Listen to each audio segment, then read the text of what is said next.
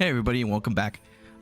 So today I'm just gonna be do a little video on the things that we saw from the Tears of the Kingdom direct, which happened on Tuesday. We obviously know this was a extremely heavily watched direct. Everybody's probably talked about it, but I just want to give my little 2 cents about it. What I think the gameplay is going to be really good, and I think this warrants a brand new game. You know how like a lot of people have been saying, even in Reddit, that no, this is just like a glorified DLC. I'm like, no, I don't think it's a glorified DLC. I really think it's its own thing, and it should be its own thing, and it is. I mean, it is its own thing. I mean, come on. But yeah, let's get to it. Hey, listen. So initially, it looks like Breath of the Wild, which is a good thing and a bad thing. I mean, actually, no, I take it back. It's more of a good thing because you just want to see the game being built upon. You don't want to, be experiencing something completely new. It's kind of like Ocarina of Time and Majora's Mask. Same assets, two completely different games. Both of them are super, super loved. Hey, listen. This is a great addition, honestly. It's the whole recall thing. The L button is actually the place where you would take out your bombs, kinesis, the magnesis, and all that stuff from the old game. So I think this one's going to be very, very well moving forward, because you can grab a rock from what it fell from. You can grab something that's coming to you that a bokoblin or something like threw at you. It's going to be very well used. Another thing I noticed, and I'm pretty sure we all did, or at least those that noticed it, the map, notice how like it was nothing, and then all of a sudden like that there was something on the map. Is there going to be towers again, those big towers that we have to climb all over again? I hope so, or maybe something similar to that. I'm just hoping that it's not exactly the same from Breath of the Wild, and or it's just going to be a reskin type of thing where we're just going to be kind of looking into that. Hey, listen.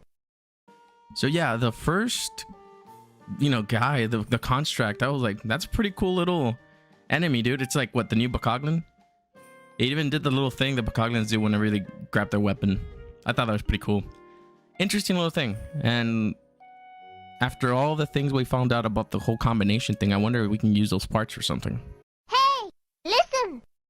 Yeah. When they introduced Fuse, I was like, oh, okay. This is going to be a game changer, obviously. You can combine quite a few things in Breath of the Wild. In fact, or not Breath of the Wild, but Tears of the Kingdom, from what I'm seeing. In the Breath of the Wild, we had a lot of stuff, dude. A lot of stuff that you would just pick up, and I guess you would just make food with it.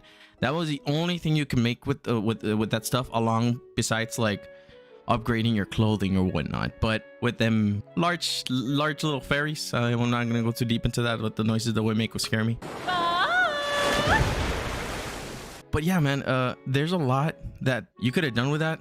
I mean, all they gave us was just cooking and maybe some occasional with the little, what do you call, the little jelly things. If they were ice or fire, they would explode.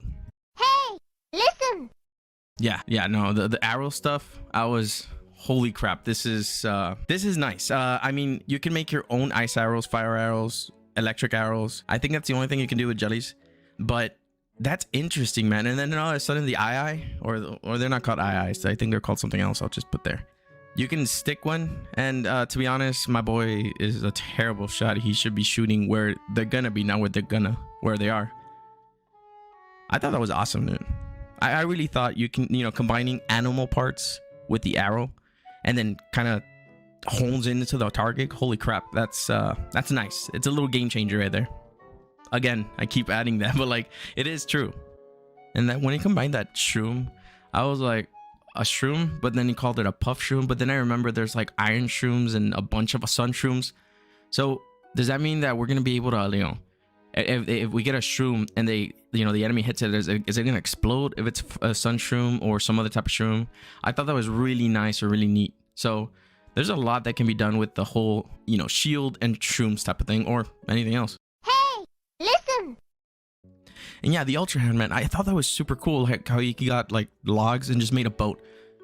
I mean, in the other game, you could honestly make a boat. No, you couldn't. It's just you needed to get like some type of wood raft or just a piece of wood, throw it out there.